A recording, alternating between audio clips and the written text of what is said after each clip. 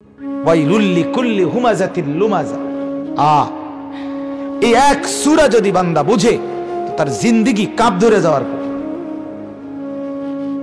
পুরা জীবন কেঁপে ওঠার কথা। জাহান্নামের আগুনের এত ভয়ঙ্কর বর্ণনা আল্লাহ তাআলা আর কোন সূরায় দেয় না। এই সূরায় যেটা দিয়েছে, এই সূরায়ে হুমাযার মধ্যে আল্লাহ তাআলা বলে, নাফরমান, গীবত করেছো, পরের নিন্দা করছো, পরের মুখে মুখে, পরের সামনে বা পেছনে তারে মুখের কথা দিয়ে কষ্ট দিছো, তো তোমার জন্য যেই আগুন জাহান্নামে জ্বলবে, আল্লাহ বলেন আমি সেই আগুন আমি আল্লাহ নিজে জ্বালায় দেব। নারুল্লাহিল মুকাদা, আমি আল্লাহ আগুন জ্বালায় দেব বেটা। আল্লাহ তাআলা বলেন, আজীব কথা শুনেন, দুনিয়ার আগুন এখানে যদি লাগে, কারো গায়ে লাগে, তো একদিক থেকে পুড়তে পুড়তে আস্তে আস্তে ভিতরটা পুড়ে সবটা জ্বলে যায়। কিন্তু কিছুক্ষণ পুড়লেই, যথাযথভাবে না নিবাইলে হয়তো তে মরেই যায়। মরে গেলে এরপরে যদি বাকিটাও জ্বলতে থাকে, পুড়তে থাকে ভিতরটা ধীরে ধীরে, তার তো আর কোনো অনুভূতি নেই। কথা বোঝেন নাই? হে তো মরেই গেছে, এবার এটা ময়রা সারায় পুড়তে পুড়তে যদি পাউডারও হয়, একেবারে যদি ছাইও হয়ে যায়, তার তো আর অনুভূতি নাই। কিন্তু আল্লাহ তাআলা বলেন, বান্দা, এক নম্বর কথা হলো জাহান্নামের আগুন যখন একদিক দিকে জ্বলবে, ওই একই মুহূর্তে পুরা দেহের ভেতর বাহির সব একসাথে জ্বলবে। দুই, জাহান্নামের আগুন যখন উপরে লাগবে, তখন একই সাথে ভেতরের কলিজা ওইটা শুদ্ধ জ্বালায়া ফেলবে। আল্লাতী তাত্তালিউ আলাল আফইদা। তিন নাম্বার হলো দুনিয়ার আগুন কিছুক্ষণ জ্বললে তো পুড়ে যায়, মরে যায়, রুহু চলে যায়, আর অনুভূতি থাকে না। আল্লাহ তাআলা কোরআনে বলেন, কোটি কোটি বছরও জাহান্নামের আগুনে জ্বলবি নাফরমান, কিন্তু একবারের জন্য, এক সেকেন্ডের জন্য মৃত্যু হবে না, মৃত্যু হবে না। লা ইউকদা আলাইহিম ফায়ামুতু, কোরআনের আয়াত। আল্লাহ তাআলা বলে মৃত্যুর কোনো ফয়সালা নাই। লা ইয়ামুতু ফিহা ওয়ালা ইয়াহইয়া, মরবেও না, বাঁচার মতো বাঁচবেও না। লক্ষ কোটি বছর যদি জাহান্নামের আগুনে জ্বলতে হয়, তো মৃত্যু নাই, মৃত্যু নেই। কোরআনুল কারীমের মধ্যে আছে, নাফরমান আল্লাহকে বলবে জাহান্নামী, মাওলা আমাকে আপনি মৃত্যু দিয়ে দেন। আল্লাহ বলবেন না, মরবা না, মৃত্যু নাই। তেরে বাপ, এই একটা সূরা যে কলিজা শুদ্ধ আমি জ্বালায় ফেলব, কলিজা শুদ্ধ। মানুষের কষ্ট দিছ, মানুষের নাফরমানি করেছ, চা দোকানে বসে বসে লম্বা লম্বা বদনাম করছ, কোন সাহসে? কোন? অসংখ্য মানুষ আছে যাদের মুখের কথার থেকে কেউ নিরাপদ নেই। কথা বলেন না কেন? একটা মানুষকে নিরাপদ রাখে না সে। এমন অসভ্য অভ্যাস, এমন নিকৃষ্ট বদ অভ্যাস। একবারে বসছে 14 গোষ্ঠী, পুরা গ্রাম এলাকা, পুরা এলাকার সবার বদনাম কইরা এরপরে নাফরমান হবে। নাউযুবিল্লাহ, নাউযুবিল্লাহ, নাউযুবিল্লাহ। নিকৃষ্টতম গুনাহ। আল্লাহ নবী সাল্লাল্লাহু আলাইহি ওয়াসাল্লাম বলেন, ওয়া হাল ইয়াকুব্বুন নারা আলা মানাখিরিহিম ইল্লা হাসাইদু আলসিনাতিহিম। আল্লাহ নবী বললেন, সাহাবীকে বললেন, শোনো, অসংখ্য মানুষকে আল্লাহ তাআলা কিয়ামতের দিন হাসরের মাঠে চেহারা নিচের দিকে ফেলাইয়া, 2 পা উপরের দিকে উঠাইয়া হাসরের ময়দানে এই উল্টা হেসরাইতে হেসরাইতে জাহান্নামের মধ্যে ফেলবে। পাও টাইনা না, চেহারা টাইনা মাটির সাথে ধসায় ঘষাইয়া হাসরের মাঠের সাথে। কেন? নবীজি বলেন, হাসাইদু আলসিনাতিহিম, শুধুমাত্র তাদের মুখের জবানের গুনাহ কামাই করার জন্য। জবানের জবানের কারণে, মুখের অর্জন, মুখের ফসল, জবানের ফসল। গীবত, চগলখড়ি, শিকায়েত, পরের বদনাম, মানুষকে গালিগালাজ, অসভ্য আচরণ, অশ্লীল শব্দ, গান বাদ্যের উচ্চারণ, এই সমস্ত নাজায়েজ উচ্চারণের কারণে, জবানের কারণে উল্টাইয়া হেসরাইয়া জাহান্নামে ফেলা। আল্লাহ আমাকেই মাফ করে দেন, মাওলা আপনি মাফ করে দেন। হ্যাঁ শোনেন ভাইয়া, কোরআনুল কারীমে আল্লাহ তাআলা বলছে তোমার পুরা দেহের কৃতকর্ম লেখার জন্য ডান কাঁধে বাম কাঁধে ফেরেশতা আছে। হাতে পায়ে, চোখে নাকে কানে, দিলে দেমাগে, হাঁটতে চলতে উঠতে বসতে, রাতে দিনে, একাকী প্রকাশ্যে, যাই করো ডান কাঁধে বাম কাঁধের ফেরেশতা লেখে। কিন্তু আল্লাহ কোরআনে বলছেন তোমার জবান দিয়ে যা বের হয় সেটা আবার আরেকজন ফেরেশতা আলাদা, শুধু মুখের উচ্চারণগুলো, মুখের কথাগুলো আলাদা লেখে। মা ইয়ালফিযু মিন কাওলিন ইল্লা লাদাইহি রাকীবুন আতীদ, এটা আলাদা, এটার ফাইল হবে আরেকটা। একটা তো পুরা দেহের কৃতকর্মের ফাইল, আরেকটা হলো শুধু জবানের কথাগুলোর আলাদা ফাইল। এজন্য আমিও আমার মাওলানার এই কথার সাথে সমর্থন করে বললাম, এই জন্য তাকিদ দিলাম আবারও, জবানের হেফাজত করে, জবানের হেফাজত করে। দুই জিনিস হেফাজত করলে ইনশাআল্লাহ, আল্লাহ নবী সাল্লাল্লাহু আলাইহি ওয়াসাল্লাম বলেন মান ইয়াদমান লি মা বাইনা লাহইহি ওয়া মা বাইনা রিজলাইহি আদমান লাহুল জান্নাহ। নবীজি বলেন আমার উম্মত জবান হেফাজত করবা আর লজ্জাস্থান হেফাজত করবা, আমি রাসূল তোমার জান্নাত ঠিক রাখব। তুমি এই দুইটা বুঝায় দাও ঠিক, আমি তোমার জান্নাত বুঝায় দেব ঠিক। হ্যাঁ, লজ্জাস্থানের শাহওয়াত, এর থেকে বেঁচে থাকা।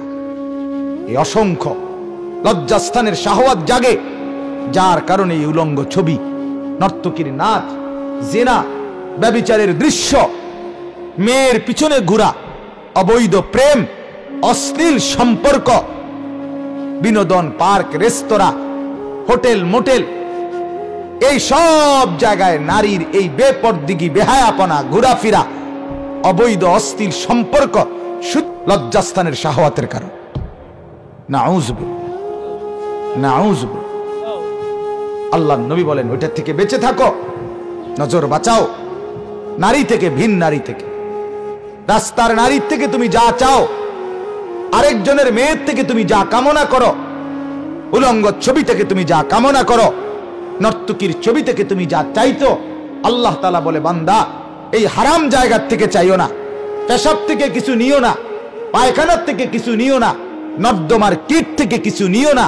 যা চাচ্ছ সেটা পূরণের জন্য চাহিদা আমি আল্লাহ হালাল স্ত্রীর ব্যবস্থা রাখছি, বৈধ বিবাহের ব্যবস্থা রাখছি। তুমি যা চাচ্ছ তোমার চাহিদা, এটা আমি দিছি। শাহওয়াত আল্লাহ তাআলা দিছেন। এক নারীর প্রতি আকর্ষণ, এটা যদি আল্লাহ তাআলা না দিতেন তাহলে স্বামী আর স্ত্রীর এই পবিত্র বন্ধন হইতো না। কথা বলেন না কেন? স্বামী আর স্ত্রীর এই মিলন হতো না, সন্তান প্রজন্ম সেই আদম থেকে এই পর্যন্ত আসতো। আল্লাহ তাআলা বলেন এটা আমি দিছি। যুয়িনা লিন-নাসি হুব্বুশ শাহওয়াত মিনান নিসা ওয়াল বানিন, নারীর প্রতি আকর্ষণ আমি দিছি। আল্লাহ তাআলা বলেন এটা আমার দেওয়া, সেটা আমি যেভাবে বলছি সেভাবে ব্যবহার করবা না। এজন্য নওজোয়ান ভাইয়া, অনেক যুবক ছেলে, অনেক অনেক মাশাআল্লাহ, আমার জিন্দিগির এটাই বুঝ, আমি বুঝি না এই যুবক এত নওজোয়ানের এত ভালোবাসা আমি রাখবো কোথায়? জিন্দিগির এই মেহনতের অনেক বড়, মনের কাছে এটাই ভাল লাগে যে শত শত যুবক দিল দিয়া ভালোবাসে, কিন্তু ভালোবাসার মানে কি ভাই? ভালোবাসার মানে তুমি আজীবন তোমার মতোই থাকবা, আমি আমার মতোই। তো এইটা তো ভালোবাসা না। হয় তুমি আমার মতো হও, নয় আমারে তোমার মতো বানাও। হ্যাঁ, একদিকে আসো বন্ধু, একদিক হও।